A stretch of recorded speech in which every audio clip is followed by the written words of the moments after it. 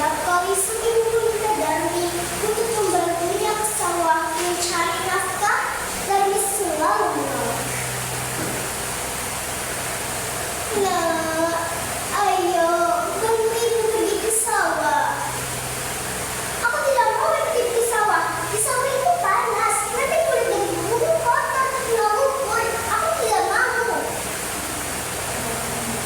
Apakah kamu tidak kasihan melihat ibu, Nak? Tidak, bilang saja ibu yang sudah tua pergi ke sawah. Lagi pula, mana mungkin masih ada laki-laki yang tertarik dengan wajah ibu yang sudah keriput itu. Begitulah terkadang anak buah setiap kali. Akhirnya, sang ibu berangkat ke sawah. Sedangkan Darmi tetap dibungkuk untuk bersolek untuk mencantik dirinya sendiri. Setelah sang ibu pulang dari sawah, Darmi selalu meminta uang upah yang diperoleh oleh ibunya untuk diberikan alat kecantikan. Ibu, mana uang upah itu? Apakah hanya itu? Jangan, Nak. Uang itu untuk kebutuhan kita hari ini. Tapi, Bu, benangku sudah habis. Aku harus membeli yang baru. Dasar anak yang tidak tahu diri. Tahunya hanya menghabiskan uang saja, tapi tidak mau bekerja. Walaupun saya marah, tapi saya tetap memberikan uang upah itu kepada Darmi. Kejadian itu terus berulang hampir setiap hari. Setiap kali saya memperoleh uang upah dari bekerja, Darmi selalu memberikannya untuk alat kecantikan yang lain. Pada suatu hari, Darmi berpesan kepada ibunya untuk diberikan alat kecantikan di pasar. Namun, sang ibu tidak tahu alat kecantikan apa yang dimaksud. Akhirnya, sang ibu meminta Darmi untuk mengikutinya ke pasar. Nah, kalau begitu, kamu ikut saja ke pasar. Aku tidak mau ikut ke pasar. Tapi, Nak, ibu tidak tahu barang apa yang ingin kamu beli. Oke, aku akan ikut ibu ke pasar, tapi dengan satu syarat. Ibu harus berjalan di belakangku. Tapi kenapa, Nak?